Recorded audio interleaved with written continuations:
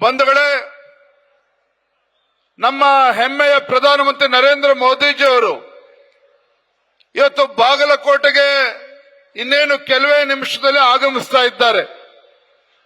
ಬಾಗಲಕೋಟೆ ಮತ್ತು ನಮ್ಮ ಬಿಜಾಪುರ ಲೋಕಸಭಾ ಕ್ಷೇತ್ರ ಎರಡೂ ಕ್ಷೇತ್ರದ ಅಭ್ಯರ್ಥಿಗಳನ್ನ 2 ಲಕ್ಷಕ್ಕೂ ಹೆಚ್ಚು ಅಂತರದಿಂದ ಗೆಲ್ಲಿಸಬೇಕು. ಆ ನಿಟ್ಟಿನಲ್ಲಿ ನಮ್ಮೆಲ್ಲರ ಒಂದು ಆಶೀರ್ವಾದನ ಪಡೆಯೋದಕ್ಕೋಸ್ಕರ ಇವತ್ತು ಮಾನ್ಯ ಪ್ರಧಾನಮಂತ್ರಿಗಳು ಬರ್ತಾ ಇದ್ದಾರೆ.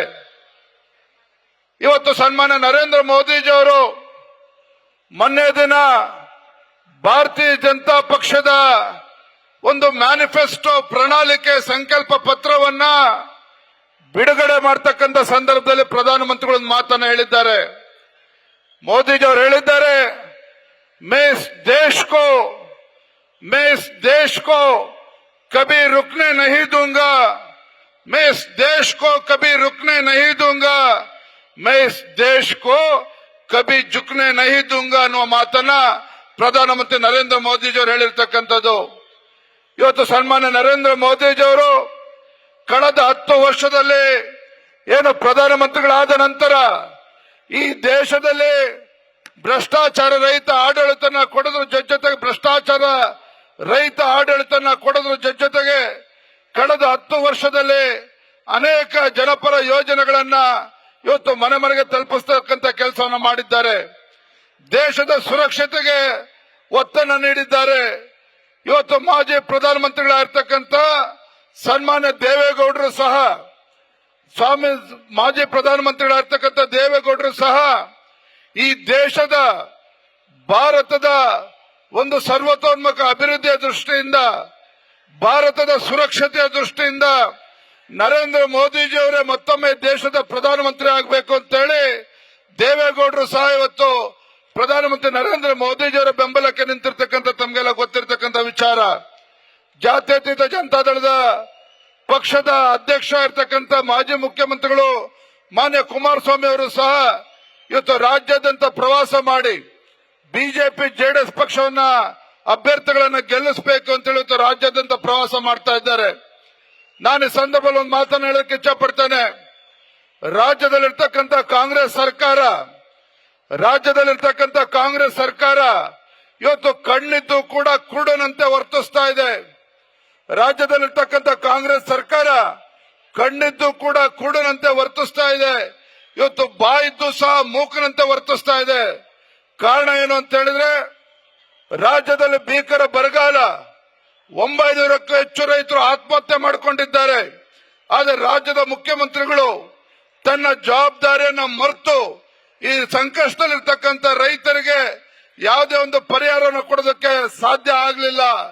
ಒಂದು ರೀತಿ ಭಿಕ್ಷೆ ತರ ಸಂಕಷ್ಟದಲ್ಲಿರ್ತಕ್ಕಂಥ ರೈತರಿಗೆ 2,000 ರೂಪಾಯಿ ಕೊಡ್ತಕ್ಕಂಥ ಕೆಲಸವನ್ನು ಮಾಡಿದ್ದಾರೆ. ಸನ್ಮಾನ್ಯ ಯಡಿಯೂರಪ್ಪನವರು ವೇದಿಕೆ ಮೇಲಿದ್ದಾರೆ.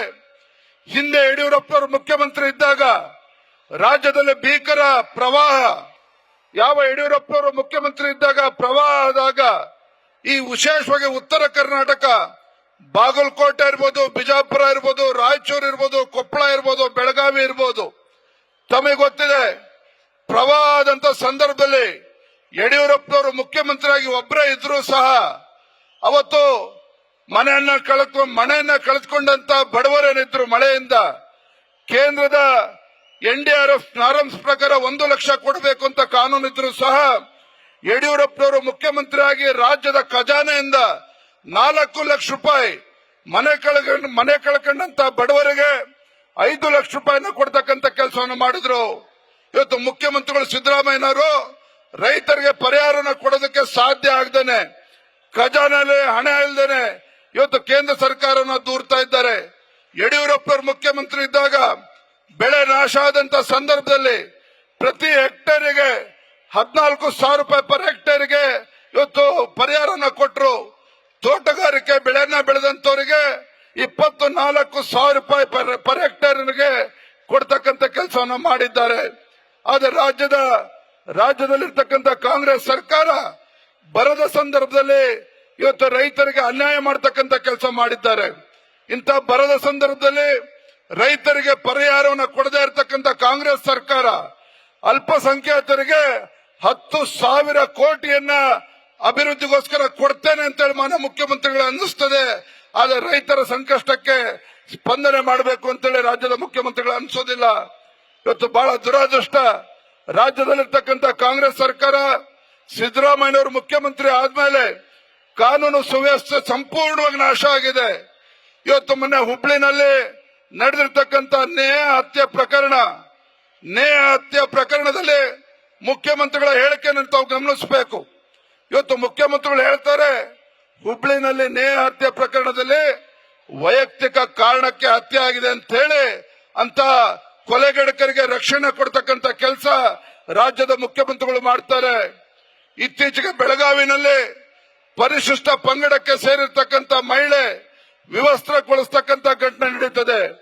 ಮಾನ್ಯ ಮುಖ್ಯಮಂತ್ರಿಗಳು, ರಾಜ್ಯ ಸರ್ಕಾರ ಅಧಿವೇಶನ ನಡೀತಾ ಇದೆ, ಅಲ್ಲೇ ಬೆಳಗಾವಿನಲ್ಲಿ ಇದ್ರೂ ಸಹ ಆ ತಾಯಿಯನ್ನ ಭೇಟಿ ಮಾಡಿ ಸಾಂತ್ವನ ಹೇಳ್ತಕ್ಕಂಥ ಪ್ರಯತ್ನ ಮುಖ್ಯಮಂತ್ರಿಗಳು ಮಾಡಲಿಲ್ಲ. ಆ ತಾಯಿಗೆ ಧೈರ್ಯವನ್ನ ಕೊಡ್ತಕ್ಕಂಥ ಕೆಲಸ ರಾಜ್ಯದ ಮುಖ್ಯಮಂತ್ರಿಗಳು ಮಾಡಲಿಲ್ಲ. ಒಂದೇ ಮಾತಲ್ಲಿ ಹೇಳಬೇಕು ಅಂತ ಹೇಳಿದ್ರೆ, ಈ ರಾಜ್ಯದಲ್ಲಿ ಇವತ್ತು ಕಾನೂನು ಸುವ್ಯವಸ್ಥೆ ಸಂಪೂರ್ಣವಾಗಿ ಹದಗೆಟ್ಟಿದೆ.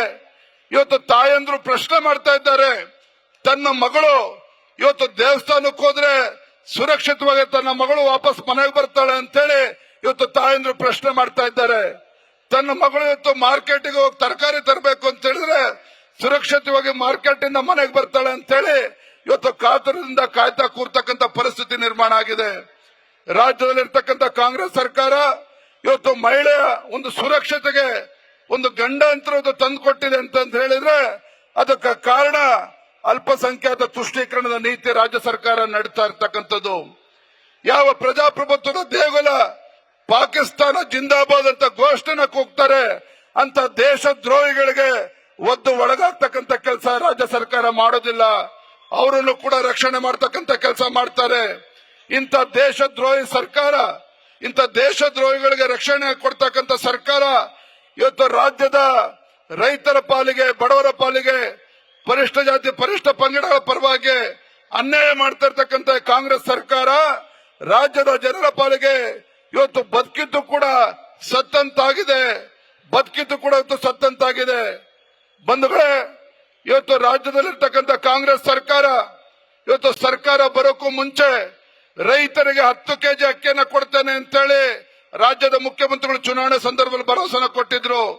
ತಮಗೆ ಗೊತ್ತಿರಲಿ, ರಾಜ್ಯದ ಕಾಂಗ್ರೆಸ್ ಸರ್ಕಾರ ಈ ನಾಡಿನ ಬಡವರಿಗೆ 1 ಕೆಜಿ ಅಕ್ಕಿಯನ್ನು ಕೂಡ ಕೊಡ್ತಾ ಇಲ್ಲ.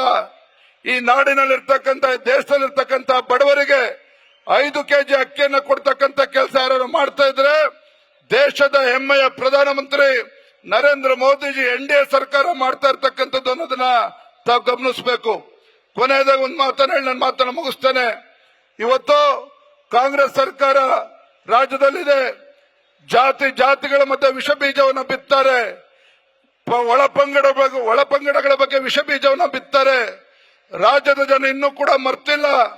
ಇದೇ ಕಾಂಗ್ರೆಸ್ ಸರ್ಕಾರ ಹಿಂದೆ ರಾಜ್ಯದ ಮುಖ್ಯಮಂತ್ರಿಗಳಾಗಿದ್ದಂತ ವೀರೇಂದ್ರ ಪಾಟೀಲ್ ಅವ್ರನ್ನ ಯಾವ ರೀತಿ ಕಾಂಗ್ರೆಸ್ ಪಕ್ಷದ ಅಂದಿನ ರಾಷ್ಟ್ರೀಯ ನಾಯಕರು ಅನ್ಯಾಯ ಮಾಡಿದ್ರು, ಅವಮಾನ ಮಾಡಿದ್ರು, ಯಾವ ರೀತಿಯ ಮುಖ್ಯಮಂತ್ರಿಗಳ ರಾಜೀನಾಮೆಯನ್ನು ತೆಗೆದುಕೊಂಡು ವೀರೇಂದ್ರ ಪಾಟೀಲ್ಗೆ ಅವಮಾನ ಮಾಡಿದ್ದಾರೆ ಅನ್ನೋದನ್ನ ರಾಜ್ಯದ ಜನ ಇನ್ನೂ ಕೂಡ ಮರ್ತಿಲ್ಲ.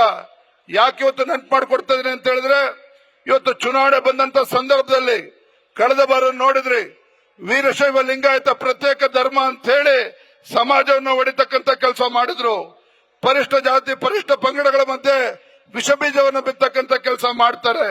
ಹಾಗಾಗಿ ನಾನಿವತ್ತು ರಾಜ್ಯದ ಅಧ್ಯಕ್ಷನಾಗಿ ಕೊನೆಯದಾಗಿ ನಮ್ಮೆಲ್ಲರಲ್ಲೂ ಕೂಡ ಕೈ ಜೋಡಿಸಿ ಪ್ರಾರ್ಥನೆ ಮಾಡ್ತೇನೆ. ಬಿಜೆಪಿ ಮತ್ತು ಜೆಡಿಎಸ್ ಪಕ್ಷದ ಮುಖಂಡರು, ಕಾರ್ಯಕರ್ತರು ಇದ್ದೀರಿ, ಈ ದೇಶದ ಭವಿಷ್ಯವನ್ನ ಬರಿತಕ್ಕಂತ ಚುನಾವಣೆ. ಇವತ್ತು ಬಾಗಲಕೋಟೆಯಿಂದ ಗದ್ದಿಗೌಡ ಅವರು ಗೆದ್ರೆ ಆಡಳಿತ ಪಕ್ಷದ ಸಂಸದರಾಗಿ ನರೇಂದ್ರ ಮೋದಿಜಿ ಅವ್ರನ್ನ ಗೆಲ್ಲಿಸ್ತಾರೆ. ಬಿಜಾಪುರದ ನಮ್ಮ ಸಂಸದರಾಗಿರ್ತಕ್ಕಂಥ ಸನ್ಮಾನ್ಯ ಶ್ರೀ ರಮೇಶ್ ಜಿಗಜಿಣಗಿ ಅವರು ಗೆಲ್ಲೋದ್ರ ಮುಖೇನ ನರೇಂದ್ರ ಮೋದಿಜಿಯವರ ಕೈಯನ್ನ ಬಲಪಡಿಸ್ತಕ್ಕಂಥ ಕೆಲಸ ಮಾಡ್ತಾರೆ. ಅಪ್ಪಿತಪ್ಪಿ ಕಾಂಗ್ರೆಸ್ ಪಕ್ಷ ಏನಾರ ಗೆದ್ರೆ ವಿರೋಧ ಪಕ್ಷದಲ್ಲಿ ಕೊನೆ ಸಾಲಲ್ಲಿ ಕುತ್ಕೊಳ್ತಾರೆ ಹೊರತು ನರೇಂದ್ರ ಮೋದಿಜಿಯವರ ಕೈಯನ್ನ ಬಲಪಡಿಸೋದಕ್ಕೂ ಆಗೋದಿಲ್ಲ. ನಮ್ಮ ಬಾಗಲಕೋಟೆ ಬಿಜಾಪುರ ಅಭಿವೃದ್ಧಿನೂ ಕೂಡ ಕಾಣೋದಕ್ಕೆ ಆಗೋದಿಲ್ಲ. ಹಾಗಾಗಿ ಮತದಾನ ಆಗ್ತಕ್ಕಂಥ ದಿನ 7ನೇ ತಾರೀಕು ಬೆಳಗ್ಗೆ 11 ಗಂಟೆ ಒಳಗಡೆ ನಮ್ಮ ಕಾರ್ಯಕರ್ತರು, ಬಿಜೆಪಿ ಜೆಡಿಎಸ್ ಪಕ್ಷದ ಕಾರ್ಯಕರ್ತರು ತಾಯಂದ್ರನ್ನ, ಮೋದಿಜಿಯವರ ಯೋಜನೆಗಳ ಫಲಾನುಭವಿಗಳನ್ನ, ಹೆಚ್ಚೆಚ್ಚು ಮತದಾರರನ್ನ ಮತಗಟ್ಟೆಗೆ ಕರೆದುಕೊಂಡು ಬಂದು ಬೆಳಗ್ಗೆ 11 ಗಂಟೆ ಒಳಗಡೆ ಅತಿ ಹೆಚ್ಚು ಮತದಾನನ ಮಾಡಿಸಬೇಕು ಅಂತಕ್ಕಂಥ ಮನವಿಯನ್ನ ಮಾಡ್ತಾ ಇವತ್ತೆಲ್ಲರೂ ಕೂಡ ತುಂಬಾ ಸಂತೋಷ ಆಗಿದೆ. ನಾವೆಲ್ಲರೂ ಕೂಡ ಒಗ್ಗಟ್ಟಾಗಿ ಒಂದಾಗಿ ಬಿಜಾಪುರ ಮತ್ತು ಅದೇ ರೀತಿ ಬಾಗಲಕೋಟೆ 2 ಕ್ಷೇತ್ರಗಳನ್ನ ಭಾರತೀಯ ಜನತಾ ಪಾರ್ಟಿ ಕಮಲದ ಹೂವಿನ ಅರಳಿಸೋದ್ರ ಮುಖೇನ ನರೇಂದ್ರ ಮೋದಿಜಿಯವರ ಕೈಯನ್ನು ಬಲಪಡಿಸೋಣ ಅಂತಕ್ಕಂಥ ಮಾತನ್ನು ಹೇಳ್ತಾ ತಮ್ಮೆಲ್ಲರೂ ಕೂಡ ಮತ್ತೊಮ್ಮೆ ವಂದಿಸಿ ನನ್ನ ಮಾತನ್ನು ಮುಗಿಸ್ತೇನೆ. ಬಲೋ ಭಾರತ್ ಮಾತಾ ಕಿ. ನಮಸ್ಕಾರ. ನ್ಯೂಸ್ ಫಸ್ಟ್ ನಿರ್ಭೀತಿಯಿಂದ ನಿಮ್ಮ ಪರವಾಗಿ.